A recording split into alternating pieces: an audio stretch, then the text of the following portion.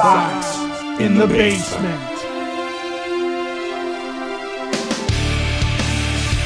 Did you think the Sam Antonacci call-up was weird? Because I thought it was weird. Like, why not bring him up on Tuesday with Noah Schultz? Why was it that I was getting messages from people who are like, I have a friend who like knows this relative of Sam Antonacci, and she says he knows he's coming up on Tuesday. And then it was like the mainstream guys didn't break it. And then it was like, oh, no, this isn't really happening. And you just waited an extra day, and then you bring him up, and it was a weird promotion, Ed. Did anything about that seem strange to you? Because it doesn't change his service time. It would have been nice to have his bat in the lineup just one day earlier. I mean, maybe the idea is we just want every rookie to have their own special day when they premiere. Like maybe it's a marketing thing, but it just seemed odd that if you weren't mainstream media, you were convinced, you had sources. Like a lot of these podcasts, especially like guys like Future Sox and Just Baseball, these guys that deal with the minor leaguers all the time, they're getting this stuff from them. They have their phone numbers. They text back and forth with these young players. You want to know why they can do that? Because the guys like Bruce Levine don't have time to talk to a minor league guy. So the only guys that are talking to them are these other guys that like focus on the minors. I trust them. And it just seemed like he was held up a day, at least to me. Yeah, it seems like a marketing ploy. You know, it's Sam Antonacci Day following Noah Schultz Day. And, you know, we'll have whoever's next. You know, whoever's going to come up next. We need more bats. I don't care who's next. Do we have any more bats? Got any more of them bats down there? Because nobody hits on this team. No, but, you know, they made a curious choice to DFA Dustin Harris in favor of Antonacci. And Harris was not tearing the cover off the ball, but he was contributing. And I mean, his stats weren't that terrible considering, say, Luis Angel Acuna, who still can't hit the ball out of the infield on a regular basis and, you know, seems to have a problem, you know, an aversion to line drives. Well, didn't Dustin Harris, though, feel like a sacrificial lamb? Like when he was brought up, it was like, who? Like he wasn't on anybody's radar. Nobody was really expecting him to be brought up. Everybody was clamoring for Antonacci to come up. And it was like, we're not ready to bring up Antonacci, but we know we're only going to keep this guy for a week. So we'll just bring him up for the week and DFA him because we think he'll pass back through waivers and we can get him back down again. And we're playing games with our promotions because we want to do it during a homestand or something. Like that's how I felt when it happened. That they were just kind of like, well, this is the best time to bring him up. And there's almost this arbitrary reason of when you have a guy coming up. But I mean, we were laughing about it before the show started. Everson Pereira, 250. Dustin Harris, 250. And I was sitting there saying, oh, Pereira, I mean, he's like a superstar hitting 250 because he's got an 886 OBP. Or I'm sorry, 886 yeah, that's right. No, it isn't. It's OPS. He's got an 886 OPS. He's OBP. He's only 286, though. He's only getting on base at a 286 clip. Dustin Harris was getting on base at a 438 clip. Sure, it was only over 6 games. But you were like, we're DFAing that guy when you can't find any offense. So some of the little moves. I mean, look, most of these names that I'm saying, these are not superstars. Nobody's adding them to their fantasy baseball team. None of these guys are exciting on most major league clubs. They're important to us because we're in the middle of a build. So that's why these names are here, where most teams wouldn't even put up with them. They wouldn't even get regular playing time at the level that they're at and the performance that they've given over the first couple of weeks with most major league baseball teams, right? But like for us, they're the names that we're discussing as we're trying to figure out what the front office is doing. Some of these moves are just a little off. This is Sox in the Basement, and it is brought to you proudly by Hyatt Home Medical Equipment. Switch to a new age of life and keep mom and dad, grandma and grandpa out of assisted living and make it so they can get around on their own and live independently. Hyatt has stair lifts, ramps, grab bars, lift chairs, even bathroom remodeling. And they work with your insurance, and they have 0% financing for qualified individuals. The whole name of the game here is you've been in your house for a long time. You don't want to leave it. There's ways for you to get around. Heck, they've even got those cool things like you saw in the Gremlins. Remember, it's not going to malfunction like in the Gremlins and fire you out the window. But the little seat you sit in and you go up the stairs, they got that stuff. Yeah, that's a stair lift. That's what that is. Okay. But every time I see one, I always think about the old lady who gets shot out of the window in Gremlins. But theirs will not shoot you out of the window. It's guaranteed it will not. See everything that Hyatt Home Medical Equipment can do for you at hhme.com. And medical news before we dive into this, I'm very excited about. I'm sorry, Ed, I'm spilling the beans. My guy here is improving. and I'm really pumped up about it. It's true. He had a kidney transplant years ago, and coming out of this medical episode that still has him, recovering, going through therapy and rehab. He's been doing dialysis, and yesterday they called you up and said, "Don't worry about it. You're improving. You might be coming off it." And I'm pumped, buddy. That was the best news I'm going to hear all month long. Yeah, no, it's best news I've gotten in a really long time too, where, I was surprised. We were wondering why they called. We thought we had missed it. I was supposed to go in early, and they're like, no, you're not coming in at all. That's awesome. So, wait and see, but over the next few days, I'll have even more clarity about that. And I'm, it's thrilling for me because I thought I was at least another month away from having this kind of news. So I'm excited about it. I'm super pumped about it. And one of the things we're going to talk about on this show today is we're going to talk pitching, because if I talk hitting, I'm going to end up in the hospital because this team. Yeah, there's only so much you can say about Everson Pereira's 43% strikeout rate, but he's third on the team in home runs. Like currently, I've been in a really good place lately. I'm very calm, very happy. Took long walks on the beach on my vacation last week. I'm going back to the gym after I had been dealing with an illness and doing the vacation. I had a minor injury, and it kind of kept me out of it for a while. I'm starting to get myself healthy. Spring is sprung. I'm in a good mood, and talking about White Sox hitting will hurt me. But before we get into this pitching discussion I want to have today, it's going to center around Noah Schultz and Hagen Smith and Tanner McDougal and even Drew Thorpe, and some numbers and some things that I hope they're looking at, and I think everybody else should be looking at. And a lot of it's positive, but it kind of ranks them in my mind as to which guys I think are going to be the surer bets to be in this rotation and be super effective and be superstars. Before we get to that, I got a little bit of listener mail I wanted to share with you, because some of this stuff is good. You can go to soxinthebasement.com, you can leave a voicemail, or you can just write us something. DJ sent in this one. Hold on, I got to put the specs on so I make sure I read this correctly. I think you should bring back the Miguel Vargas is not good bandwagon. I hear you, DJ. Take the tarp off of it, blow the dust off, and fire it back up. I've never seen a guy that seems to be so middling seem to get the quote-unquote made man treatment. The whole team is not hitting right now, but he has never shown any sign of having a big-time upside trait. At his best, he has shown he hits okay, has okay power, fields his position okay, and his speed is okay. His ceiling seems to be okay. I never anticipate an at-bat, and I'm not upset at all when he's not in the lineup, but he always is. The minute they draft Rock Chalowski, Miguel Vargas should start to get very worried. I think he should be worried now, but unfortunately the White Sox are not concerned with making him worried. They made Chase Maedroth worried. I mean, here's a guy who's been working out in the outfield. They need outfield help, and his first game, they made Chase Maedroth sit down. Like, hey, wake up. Sam Antonacci's here. You want to stay at second base? Do that to Miguel Vargas now this week, too. Because I'm sorry. I mean, I've been yelling about it since he came in. And some people think I unfairly pick on him. But I think the only reason that I get so vocal about Miguel Vargas is that the team, as DJ just pointed out, has basically made him a made man. He's a focal point in everything. He's a marketing focal point. He's a guy that everybody kind of zooms in on. What does he do that makes you think he's a centerpiece for this team? What has he done? He gets streaky every once in a while. He'll have a nice month. Hell, Daniel Palka did that too at times a couple of years back, remember? It doesn't mean that this guy is a focal point. I'm concerned about the fact that they seem to have one or two guys that they're just convinced. And I'm not convinced. And they've got to start figuring out why they're convinced on Miguel Vargas, Ed. He's hitting 155. Amazing. He's got an OPS of 589. Incredible. He's got an on-base percentage of 296. Killing it.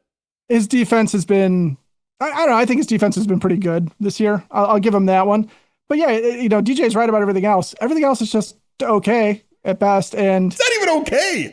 158 is not okay. An OPS in the 500s is not okay.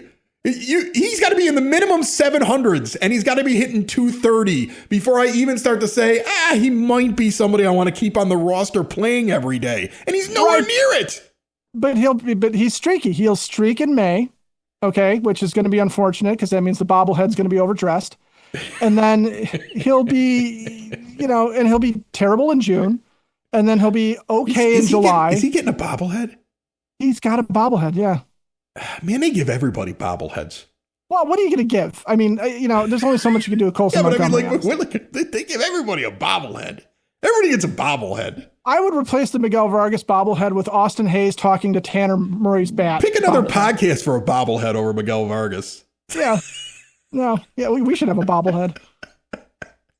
We're never getting a bobblehead. Oh, no. We're We're just not lucky getting we a got to go bobblehead. check out the food a couple of weeks ago. That's I may never exactly get it. another phone call again. That's because I know we always say nice things about the food because the food is really good. Because we like to eat. Dean wrote in here, since the weather has been so doom and gloomy, although this I think was written a couple days ago, not that long ago. Dean, it's not that bad. I mean, I know it's raining, but at least it's warmer. If you were in Florida right now, you would be like, it rains for a couple hours, but I can keep the windows down, let the little pitter patter of the rain. If we were in a tropical area and not in Chicago, you'd be better with this weather. I promise you that.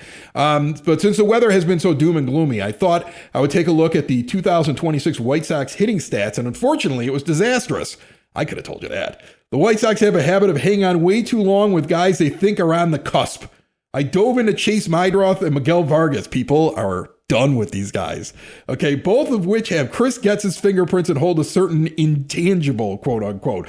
Both of as this typing are short of the Mendoza line. Don't worry, they still are. And I fully understand it is early. However, both were given free rein last year with heavy at-bats and minimal competition. Both are only at about 50 at-bats, and as a Sox fan, I hope they turn around. But in garbage seasons, you need to evaluate your long-term solutions at second base and third base, respectively. They're viable replacements. Moving Montgomery to third base because of the wealth of minor league shortstops and bring up Bergola. I'm with you, man.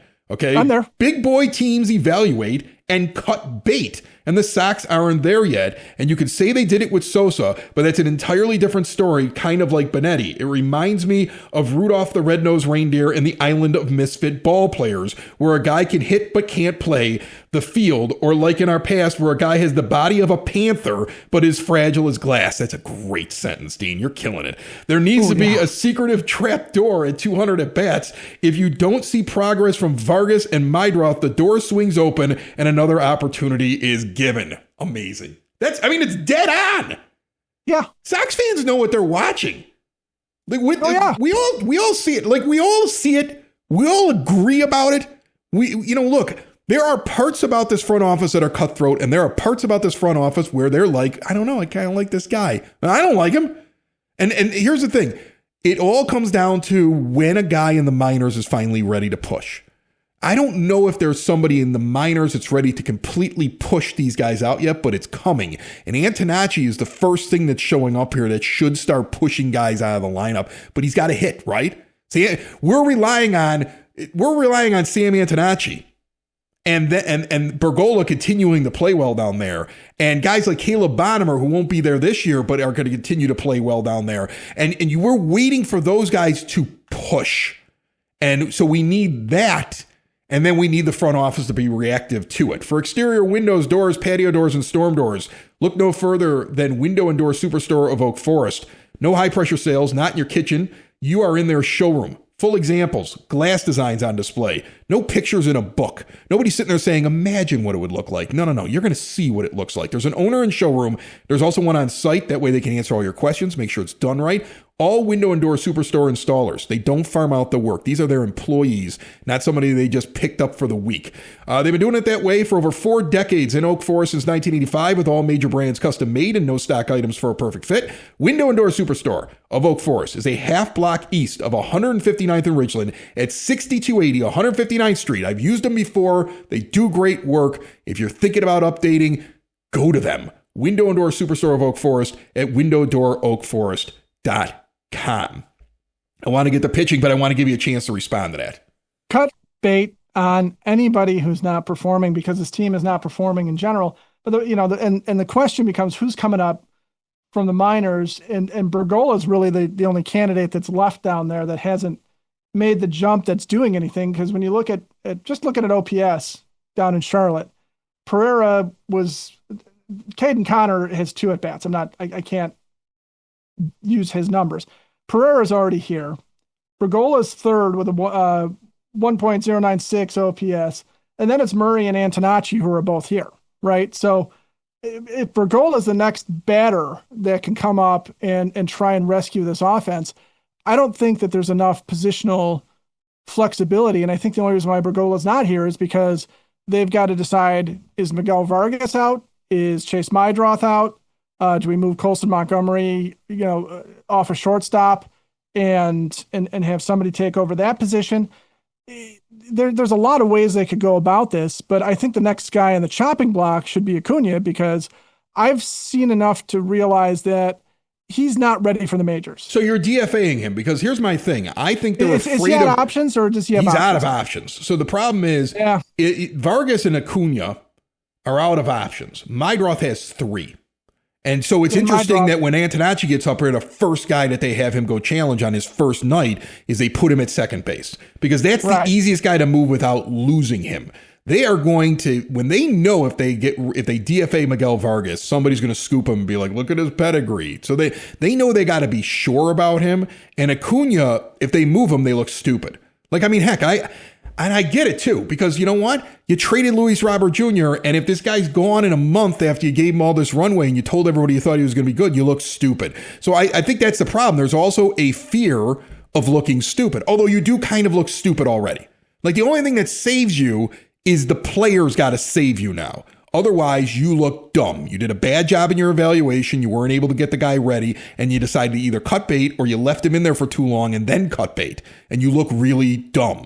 So try, and look, that happens to all of us, but I'm not a Major League Baseball general manager. I play fantasy baseball and I do that. I mean, I made some trades this offseason. I cut somebody the other day where I actually made the trade to acquire the player. And I was like, well, he sucks. Now I know why I got ripped off. You ripped me off. You traded me that Kafus, that CJ Kafus, who had a really nice year, and he lost his job and went down to the minor leagues already. And I'm like, I got too many outfielders. I got to drop this guy. And I traded you Luis Castillo. Now, on the other hand, Castillo's been terrible. And I couldn't keep him because he was too old under our rules. So he was just going to get waived anyway. But still, like, it hurt to hit that button. I probably held on to Kafus on my roster a week too long, because I knew when I released him, Ed would have a chuckle. And it's just in my fantasy baseball. So this is what, these people are human. I'm not excusing it, but I think that's why. I think that's why Acuna is going to continue to play. And I think that's why, if anybody pays for not hitting well, it's going to be a guy with options. It's going to be a Carroll when Teal comes back. It's going to be a Mydroth if Antonacci takes his job. It's going to be those guys. The guys with 0 options, especially if they stuck their neck out making a move or told you this guy was going to be great, that guy's going to get more just because of human nature. And it sucks and it bothers me, but there's nothing we can do about it. I want to get to this pitching thing because we're going to run out of time. We got the Sox nerd. So here's a quick thing on this. My uncle last week in our fantasy league tells me, I don't know, after 6 years of being in the league, I might be done after this season. And I said, why? And it's a dynasty league. And he goes, I can't find any pitching. I'm like, you're in the playoffs every year. He goes, yeah, but I can never win because I can't find any aces. I can't find any pitchers. And I'm like, you've been around for 6 years. We got this massive minor league. Why don't you develop anybody? And he goes, I can't identify pitchers that are going to end up being good. Now, I might be giving away one of my secrets here today, but I was going to just explain the simple way that I evaluate pitchers, because you and I were talking about it. I built my entire pitching staff for this dynasty league, with the exception of 1 or 2, within a year. I got Nolan McLean pitching in my rotation. Nobody was even paying attention to him. He wasn't even a top 100 prospect a year ago on the MLB pipeline list. CBS Fantasy Sports didn't even mention him at the beginning of 2025. Right. Okay. But I identified him and said, he's going to make it to the majors and he's going to be a star. And yesterday I saw a poll by like one of these national baseball like coverage sites or something like that. Like, would you rate him as one of the top 5 pitchers or top 10 pitchers? Those are the only 2 options in Major League Baseball. So, and I've always been successful in this league because I can find pitching. Now, I'm not a scout, although I think the White Sox should bring me in there just to be the voice of reason from time to time. Like, hey, you guys are screwing up. Miguel Vargas sucks. I mean, just be that guy in the room, just because it doesn't sound like there's anybody else there. Okay. But what I do to identify pitchers, sure, I might look at the prospect list, but what I really look at is I look at 2 things. I look at whether or not they have a consistent, what am I looking for? What am I looking for, Ed? What's you're the looking at the whip. I'm looking at the whip. Because because what the whip is it's the one thing that the pitcher controls. In the minor leagues, you can have bad players playing around you. Heck, in the majors, look at the White Sox. Sometimes you got bad players around you, right? But the whip is a thing where it's either the guy got on base because of an actual hit, not an error, but a hit, or got on base because you walked him. And if you can control that, anything else can fall into place. You may have other things you need to work on and stuff, but you have defeated one of the biggest things in front of you to be an effective major league pitcher if you can keep your whip low. So I look at that. And the other thing I will look at, along with pedigree, I do look at pedigree. I do tend to go towards guys that prospects are saying are really good, but I found McLean off the list because I also look at what kind of arsenal he has. If you're a 2-pitch pitcher, it's not going to work in the majors. You're going to be a reliever. I don't care how hard you throw. If you're a 2-pitch pitcher, I don't care how hard you throw. Okay, but let's see what you actually have at your disposal. So I pulled up 4 guys. Noah Schultz, who just had his debut, had a rocky start, but you know what? It's okay. I mean, I would like to have seen him come out, pitch 80 pitches over 6 innings, strike out 10. That would have been amazing. It didn't happen. That's not really White Sox. I think the last time we saw a guy just have an incredible debut that was like something that was like Wilson Alvarez. Didn't he pitch? Yeah, well, which will be the best debut ever. I mean, that's how I hold that's the standard I hold all my White Sox pitchers to. I want a Wilson Alvarez debut from all of you. All right. Yes, no hit a team with a future Hall of Famer in the middle of the lineup. All right. So we'll look at Schultz first. We'll apply this. Okay. Noah Schultz would be somebody I wouldn't grab. Now, I might, reading his scouting report, give him the benefit of the doubt, but looking at these 4 guys, the problem with Schultz is high whips. The last time that he had a low whip that would make me excited was 2024. Now, I know he dealt with injury last year, but last year was brutal. And he only ends up with 3 starts in Charlotte where it's otherworldly. Now, it's 1.61 after his 5 innings or so, whatever he pitched, 4 1/3 or whatever it was the other night. Okay. That's got to improve, but it's an extremely small sample size. But it would be the first red flag for me with Noah Schultz. The other red flag would be that it doesn't seem like it seems like he's still working on his arsenal. Like when you go through his scouting report, when you kind of look up like the prospects, I use the scouting reports that are just on MLB Pipeline because it'll give you a good idea. Okay. He has a couple different pitches, but they actually give you a warning. Like his changeup fades in the opposite direction from his slider. But it's lost effectiveness over the last season or so. He's still working on some of those pitches. At least that's the evaluation. Now, I don't know. I don't have the White Sox thing. But if I were doing fantasy baseball, I might trend more towards, and I'm going to pull a name out that I keep trying to remind people about, a guy like Drew Thorpe. Go back and look at Drew Thorpe's baseball card. Not only did he keep a ridiculously low under 1 whip in almost, it looks like all the time, the last couple of seasons that he had in the minors. And he even had it when he was down in college. But when he gets to the White Sox, he keeps it under 1.30 for that period of time that we had him. So he did it in the major leagues. He also has the most complete arsenal, according to, I had to go back and find his one with the Padres because he wasn't on any list by the time. Like, I can't find him on any other list. So I had to go back and look at his old scouting report. But even 2.5, 3 years ago, he had developed multiple pitches that scouts loved. So, like, when I would sit there in my fantasy baseball league, I would sit there and say, Drew Thorpe would be somebody that I'd be more apt to, like, grab and hold on to and bet money on than even Noah Schultz. Now, I know that's going to make all the prospects' heads lose their mind because Noah Schultz is supposed to be this incredible phenom, right? I guess I would believe in the Noah Schultz thing a little bit more if I sat there and discounted the last year or so because he was dealing with some different things, and if I believed he could improve his arsenal. But does that make sense to you? Because as I look at these guys, like Tanner McDougal, biggest problem has been his whip. He's had a few good like things, but that's his biggest problem, although he is developing more pitches, right? But that's where I look at with him. Hagen Smith needs to develop more pitches and has been struggling with it, but has a really good whip. So like Thorpe is probably like the most complete one. The other 3 all have little things they're working on. And I think the White Sox brought up Schultz because they said, he's here, he's the closest thing to being ready, and we like to treat the first stint in the majors here as like the finishing off point. But they still got to finish off some things with him and get him transition to major league pitching and make sure that those secondary pitches continue to improve, because he needs that or it's not going to work out. You're right at looking about stuff, because you can't go hard all the time. And Schultz, you know, in his debut, there was a lot of fastballs, a lot of cutters, not a lot of secondary stuff, and he can get hit. And I know there's comparisons to Randy Johnson because he's 6'10", 6'11", might end up being 7 foot by the time he's done growing, because there's talk of that, and they made a big deal about that. But Johnson was like, you know, really gangly and kind of whipped the ball at you from the side. Smith has got a compact motion, so he's going to struggle unless he's got a curveball that can get over. And Johnson had a wicked slider too, right? So, and it's a different era.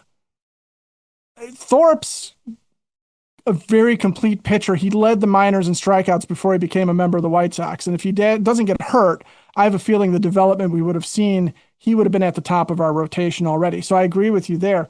And it's one of those things where, you know, if you're looking at pitching, you can also look at things like your strikeouts per nine, because if you're going to dominate in the minors to the tune of, you know, in the case of Noah Schultz, 12.2 strikeouts per nine, and then Hagen Smith has a very robust 14 strikeouts per nine. So that tells me that the stuff is playing well with the bad hitters down there, right? It's blowing them away. But when you get up here, it's the Jordan Hicks thing. And we've seen that up front too, in personal. Jordan Hicks can throw as hard as anybody in Major League Baseball. Jordan Hicks does not have a breaking ball or a changeup to save his skin.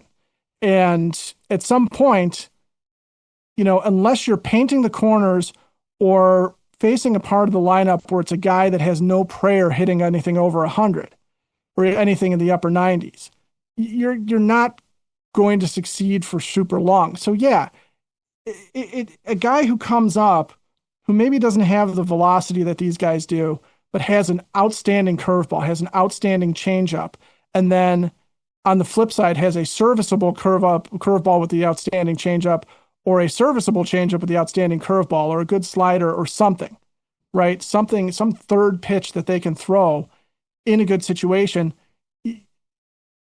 you're going to succeed. Shane Smith, if he gets his fastball right, if he gets his control right, okay, that's why he was successful last year, because he was good with his fastball. He does have an excellent changeup, and his curveball was very good too. This year, the best start he had, or the best appearance he had, the curveball and the changeup were very good. He still was having problems with his fastball, so he's got to get himself right. But he's got 3 pitches. When he comes back up, and I think he'll be back up at some point, if he's gotten himself right and he has gotten the control under, you know, the command of the fastball back, you're going to see him succeed again because he's got 3 good pitches. So, you know, when you're scouting guys, you're right. The prospect hounds these days, I think they will look at the velocity. They will look at the potential, the arm, okay, because everybody wants that velocity. But lost are the guys that are a little bit slower, a little bit more precise, but have the more complete arsenal and know how to pitch. Pitching is an art form. It's a chess game. Throwing, which is what some of these guys do, throwing real hard, it's power on power, and the batters are going to win at least a third of the time. And that's all you need in a game to lose, right? Because you face the lineup 3 times. So you may barrel through the first two rounds. But it's getting into that third level. That's where starters need to be, getting through that third time. That's where they have to pitch. And at some point, if they've seen you at 98 and they've seen you at 98 in the second at bat, when they see you at 98 in the third, that ball is going to get hit hard somewhere because they know what's coming.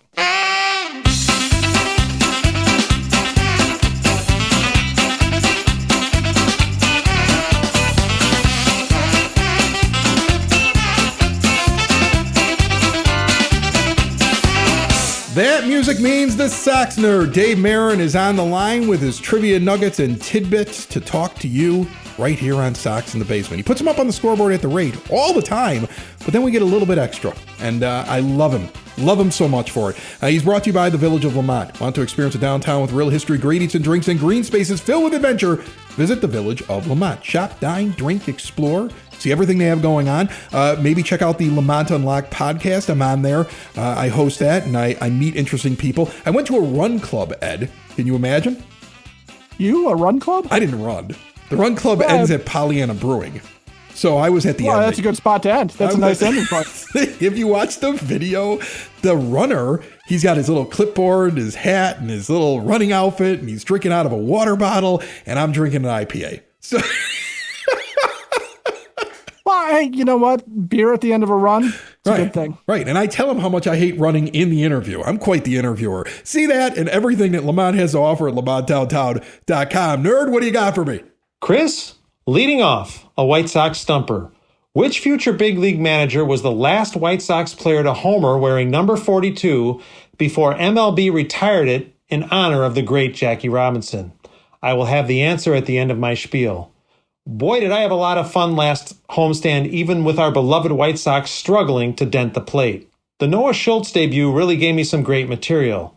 On that Tuesday at the rate, the big lefty from Oswego became the first Illinois native to make his debut as a starting pitcher for the Sox since Lebanon's Neil Kotz did it on August 12, 2003 in Anaheim. Schultz was just the second Illinois-born hurler to make his MLB debut as a starter in the Sox current home. The other was Chicago's Tyler Alexander with a start at then-named Guaranteed Rate Field for the Tigers on July 3, 2019.